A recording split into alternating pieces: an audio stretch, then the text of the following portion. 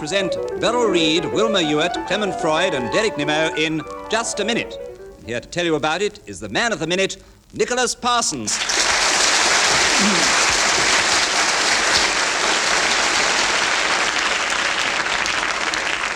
Well, I'm surrounded here by bells, buzzers, microphones, pieces of paper, and goodness knows what, and also a list of rules which I will endeavour to explain to you as we come to them. I also have on either side of me 4 brilliant and devastating-looking individuals who will compete against each other. I'm going to give each one of them in turn a most unlikely subject, and then I'm going to ask them to speak for 60 seconds without hesitating, without repeating themselves, and without straying from the subject. If any time during that 60 seconds one of the other competitors wishes to challenge, he may gain a point, but more of that later. So with this thought in mind, keep going, stick to the point, and don't repeat yourself. Wilma, would you talk for 60 seconds, please, on excuses for being late, starting now? The important thing about excuses for being late is never, never to tell the truth. If one is really in difficulty and caught by the traffic, one should never say so, only that there was an accident and you had to stop to give the kiss of life or something. Beryl Reid. Hesitation. Well, I don't think she hesitated, and I award you a bonus point, Wilma. Continue talking, please, for another 40 seconds on excuses for being late. Yes, we had a great American author called F. Scott Fitzgerald who was always late. Always late. And he had a million good excuses for that. He, for instance, came in to meet his publisher, who was very important to him, who, directed his whole life. Clement Freud, you've challenged. On what basis? Well, I haven't said anything yet. I thought...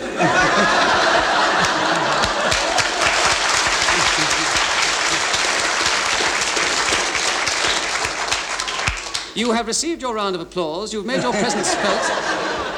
Now, seriously, as regards the game, on what do you challenge Wilma Ewart? Hesitation with just a touch of deviation. I can't give you any extra points for the touches, but I will give you a point for the deviation, yes. And there are 25 seconds to go, and would you continue talking on excuses for being late, starting now? There are really a number of immaculate excuses for being late. One of them is for not coming on time. This is invariably the best excuse. You come through the door and you give the kiss of life to your hostess. And you say, "I'm terribly sorry, I am not punctual," or to put it another way, "Forgive me for being late. Here's an excuse." And you then give them a small sweetmeat, otherwise a flower, a parakeet, a bird of... That delightful cuckoo was Ian...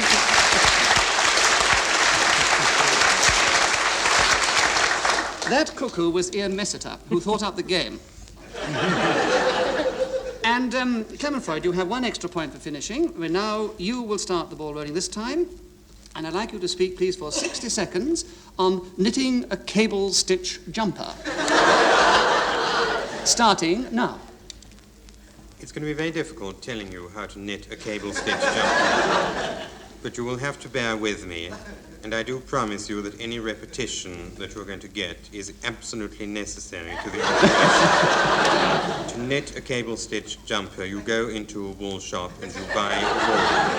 You also buy knitting needles, and you then sit in a comfortable position with your feet splayed out about 45 degrees from the main street. Wilma Ewart, you have pressed your buzzer. Now, may I ask you, on what do you challenge Clement Freud? Well, I think it's nonsense. You can't sit splayed out in a knitting shop. I mean...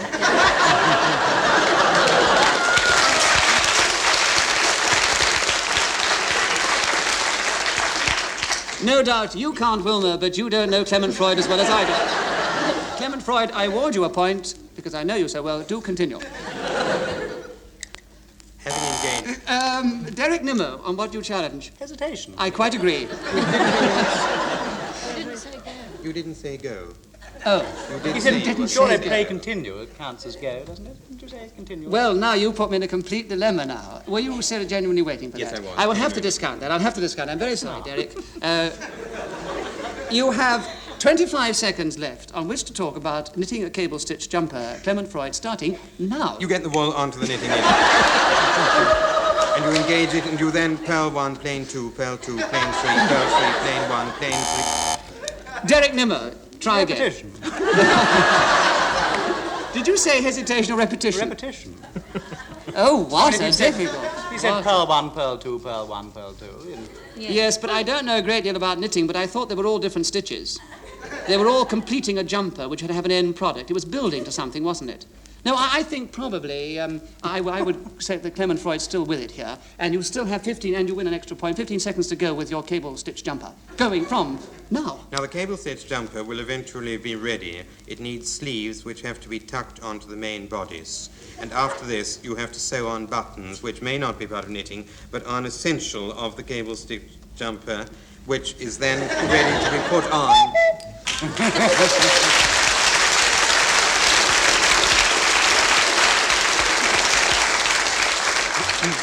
An extra point for Clement Freud because he finished with the cuckoo. Beryl, would you talk for 60 seconds, please, on the subject of keeping fit, starting now? Well, I don't hold with that at all. I think it's absolutely awful, keeping fit. It takes up all of your life. I mean, first of all, to start with, keeping... Derek Nimmo, your A challenge. deal of hesitation, I thought, really. Yes, I think quite a deal of it, yes. Derek Nimmo, you have an extra point. And will you continue talking now for 47 and a half seconds on the subject of keeping fit? Cold baths. Cold baths are absolutely essential. Clement Freud, on what are you challenging? Repetition.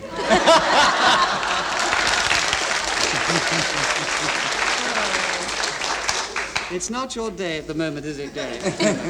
Clement Freud, I award you a point. Will you continue talking about keeping fit? Starting He said now. pearl 1, pearl 2, pearl 1, pearl 2, 6 times. That didn't count.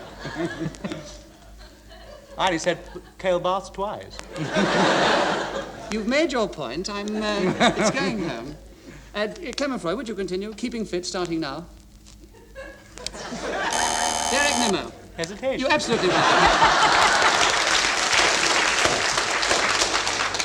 Very clever, actually, Derek, because I think you psychologically inhibited him then. And you should have seen the look on his Freudian face. So, Derek, would you please continue with the subject of keeping fit? You have 40 seconds to go, starting now. Chilled liquid is terribly important for keeping fit. Every morning, I would advise people who are listening to this program to leap into cooled... Beryl Reid, you challenged. Hesitation. Beryl, you seem to watch Derek's lips because you were challenged on the same basis last time.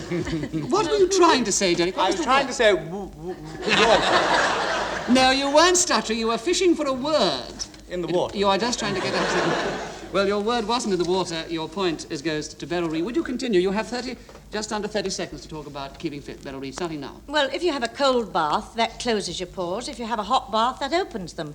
And eventually... Clement Freud, you're challenging. Pause.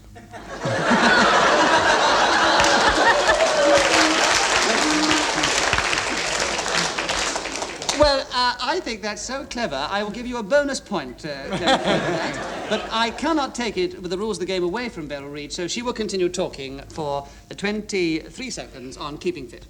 What you should do, really, is open all the windows in your house, let all the air come in, put your head out, and...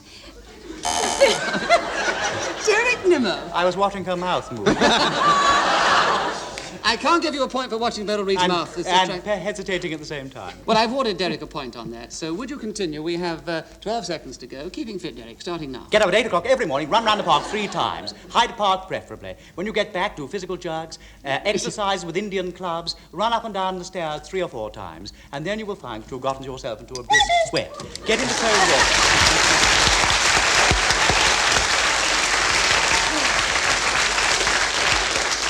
Right, now who are we with now? We're with Wilma Ewart, aren't we? Wilma, would you talk to us for 60 seconds, please, on the subject of phrenology, starting now? Phrenology is a science, as you all know. It began in Polynesia, where it was the custom of the natives to bang their heads together. This was a greeting rather than rubbing noses or shaking hands. So the more bumps on a person's head indicated how friendly he was, how many friends he had. And the natives in Polynesia are splendid at reading one's head to discover if your friends are sincere, warm, or if they're just... Derek Nimmo, what do you challenge? It was me, actually. I'm sorry. Well, I thought hesitation, really. You sure that you thought this hesitation? Well, I did think it was a... Well, I think so too. Hesitation, So I'm But then I was rather alarmed because I don't know much about phrenology, you see. Well, I was rather surprised. You have 30 seconds, I hear you want a point, 30 seconds on which to continue talking about phrenology, Derek Nimmo. I think it's very interesting when one walks down the Portobello Road and sees those little heads with the large lamps in all the windows, which are divided up into various partitions for people to read the bumps on heads. I believe if you go to a phrenologist, he has there a head which has been divided out into various sections according to the brain area, some of which say about your sex, whether you're male or female, whether...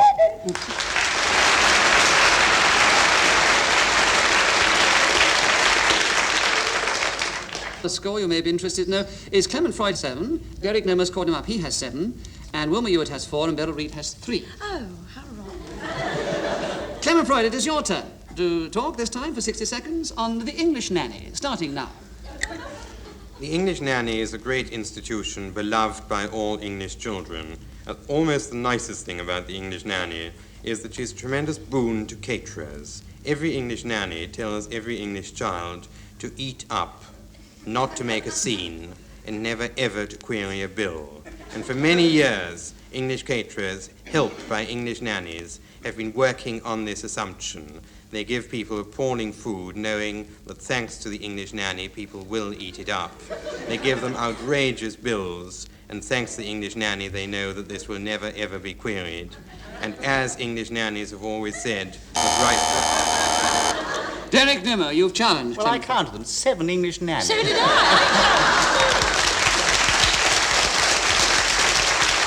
Repetition. So you have an extra point, Derek, and you have to continue talking for just over 15 seconds on the English nanny. It always gives me great pleasure to go into Hyde Park. Clement Freud, you've challenged Derek Nimmo on what? I don't like Derek Nimmo.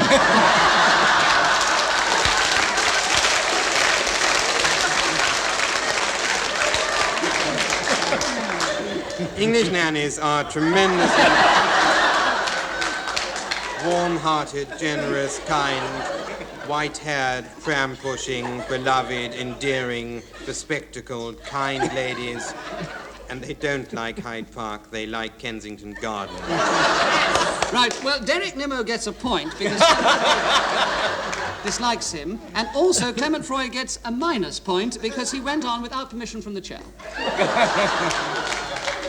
Right, now we continue that with... still 15 seconds to go on the English nanny. Derek Nimmo, 15 seconds on the English nanny, please.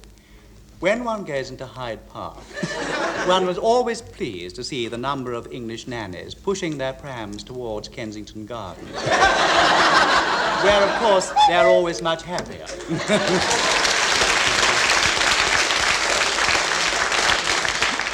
You know, it sometimes pays to be at the end of the race at the beginning, because Derek Nimmo was so far back in the first round.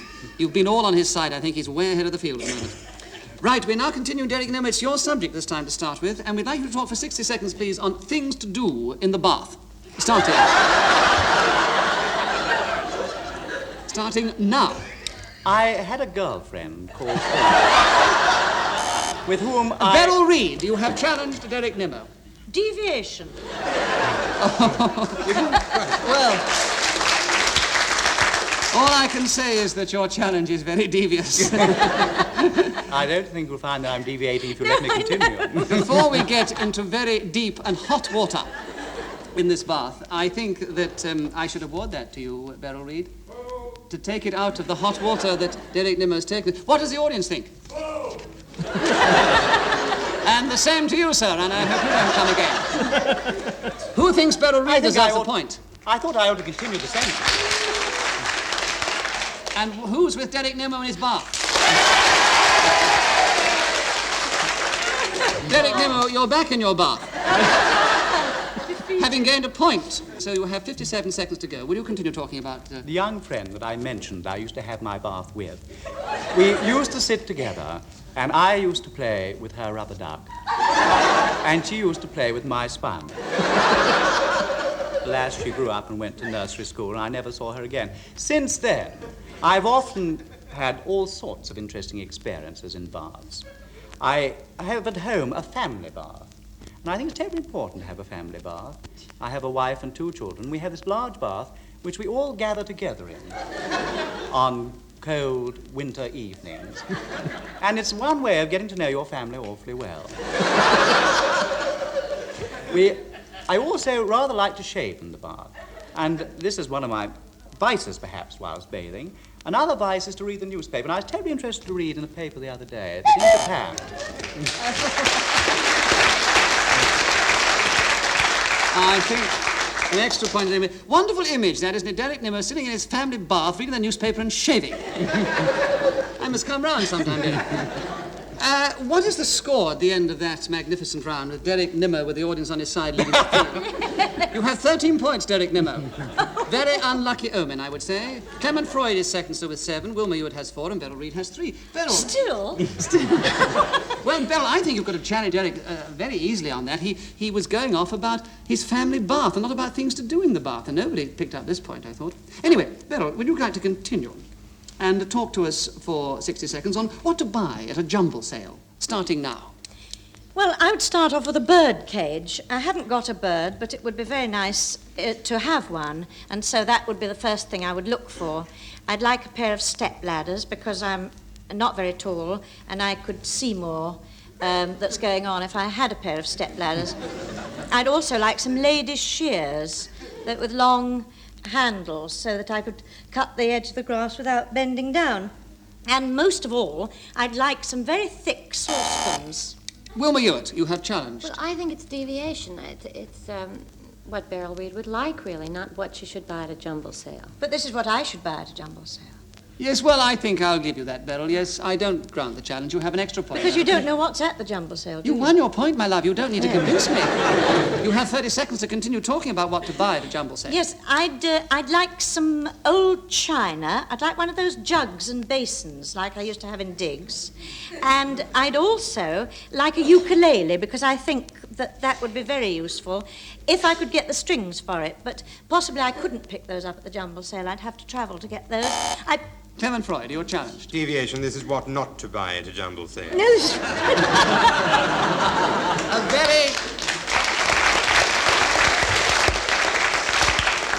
A very clever and valid point, Clement Freud. You win and you continue for 10 seconds talking about what to buy at a jumble sale. The best things to buy at a jumble sale are homemade jams, especially if they're made by the kind ladies who stand behind the counters behind the jumble sale.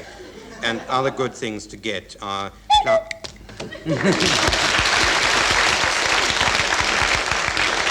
As you were still speaking on the cuckoo, an extra point to Clement Freud. Wilma Ewart, it is your turn. And would you talk to us for 60 seconds on the many uses of bubble gum, starting now?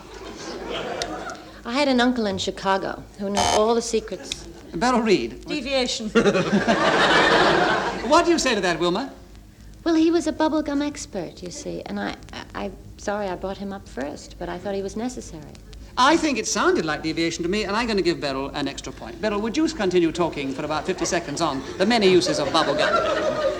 Well, if the door won't stay closed in the bedroom, it's very useful to put the bubble gum between the two things of the door, and it does keep it shut. But you must be very careful not to breathe through it, because a big bubble comes out at the other...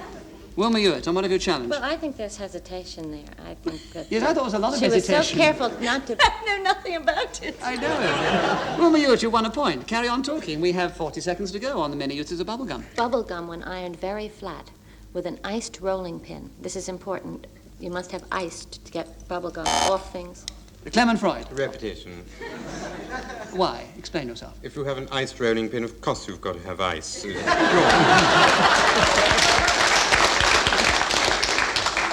All right, I'll give you a point for that. Will you continue talking about the many uses of bubble gum, Clement Freud? One of the primary uses of bubble gum is to chew it, which is beneficial to your teeth and enhances your general appearance when you go out. Another good use of bubble gum is that you can chew it and blow into it and produce a bubble which breaks, making a certain amount of noise which frightens women and children and tells other people of your impending arrival. Wilma Ewart. Wilma, you challenged just as the whistle went. Was that a mistake? You say deviation. I felt that he must be some sort of deviant to want to frighten women and children. claim might be a deviant, but it doesn't make any difference to the deviation. No, I think he was with the subject. He wins that point for finishing on 60 seconds. And Clement Freud, you continue now. Would you talk for 60 seconds on the subject of Chinese restaurants, starting now? The great thing about Chinese restaurants is they serve Chinese food, which is absolutely unpredictable and unimitable. If you go to an English restaurant, you tend to have the good, twitty lady sitting next to you saying, "Why are we eating roast beef and 2 veg?"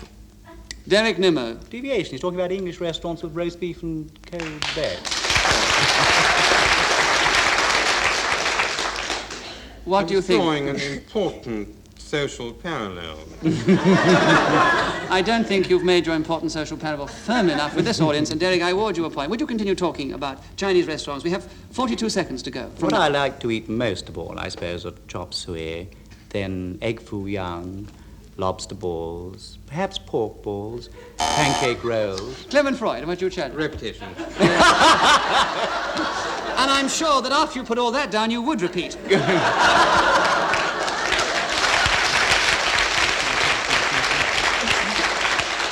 Clement Freud, you have won a point. Would you continue talking about Chinese restaurants, Clement Freud, from now? In view of the fact that Chinese dishes are almost unpronounceable, restaurants have menus on which they are numbered. A great Derek Nimmo. Hesitation. dramatic pause. For That wonderful dramatic pause gains a point for Derek Nimmo because it's here as hesitation. And there are 23 seconds to go, Derek Nimmo. Chinese restaurants. I also like to eat ha beng, soft noodles, sometimes hard noodles, crispy rolls, and egg foo young. Clement Freud. Again.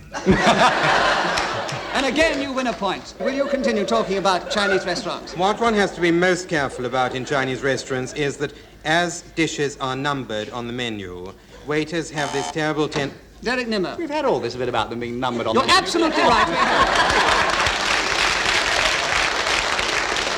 We did have the numbers on the menu. We had a dramatic pause afterwards, which we failed to get this time. So, Derek Nimmo, you have 3 seconds to go. Would you like to continue talking about Chinese restaurants now? I do feel that watermelons and chestnuts... Clement Freud, you challenge. Clement Freud got his buzzer in first. And what are you challenging? Watermelons are no part of Chinese restaurants. I quite agree. It's deviation. You've got an extra point. I've never seen watermelons at a Chinese restaurant. What do you mean? There's another second to go? Just 1 second. Oh, I'm so sorry. We haven't finished yet because Derek Clement... Derek Nimmo, you challenged on what grounds and who? Well, he always hesitates because he always speaks so slowly. He's bound to hesitate before he starts.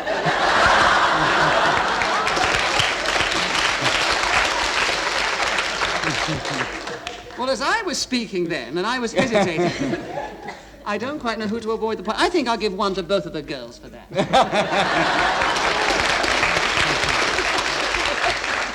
All right. Anyway, I think that's about all we've got time for. I'll give you the final score.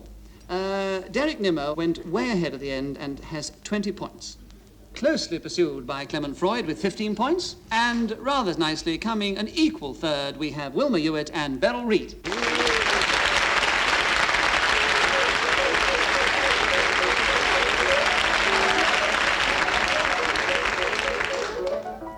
The chairman of Just a Minute was Nicholas Parsons. The program was devised by Ian Messiter and produced by David Hash.